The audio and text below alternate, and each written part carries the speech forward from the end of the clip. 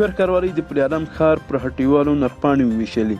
د لوګر ښاروالۍ په پل علم ښار کې د لومړنیو خوراکي توکو د قیمتونو د کنټرول او له احتکار څخه د مخنیوي په موخه دا اقدام کړی.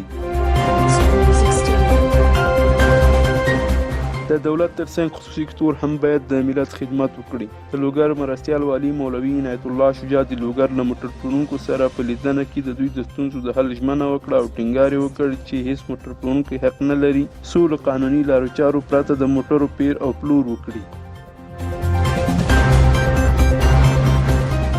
د لوګر د عامې روغتیا رئیس د یو ټیم په مشرۍ ازرې ولسوالۍ ته سفر وکړ. دې سفر کې د لوګر د عامې روغتیا رئیس حافظ سید رحمان قادري د ازرې ولسوالۍ له روغتون څخه د لیدنې ترڅنګ د یادې ولسوالۍ د روغتیایي چارو ارزونه هم وکړه.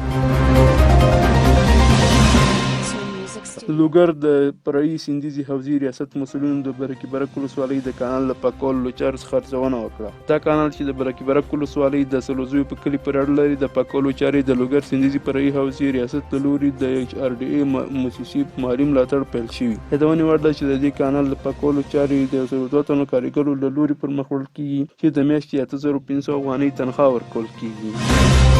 لوګر کې د خبریالانو د خوندیتوب او همغږۍ ناسته ترسره شوه. په دې ناسته کې د لوګر د اطلاعات او کلتور رئیس سربیره د ولایت مقام ویان د ملي راډیو ټلویزیون امیر او نور رسنیو استازو ګډون کړی. د لوګر اطلاعات او کلتور رئیس رفیع الله صمیم د دولتي او خصوصي رسنیو د وروستیو کړنو د ستاینې ترڅنګ د رسنیو له مسؤلینو وغوښتل چې افغاني او دیني ارزښتونو ته په درناوي د خپلې خپرونې د روزي په مرکه میاشت کې تر ډیره دغې میاشتې ته ځانګړې کړي.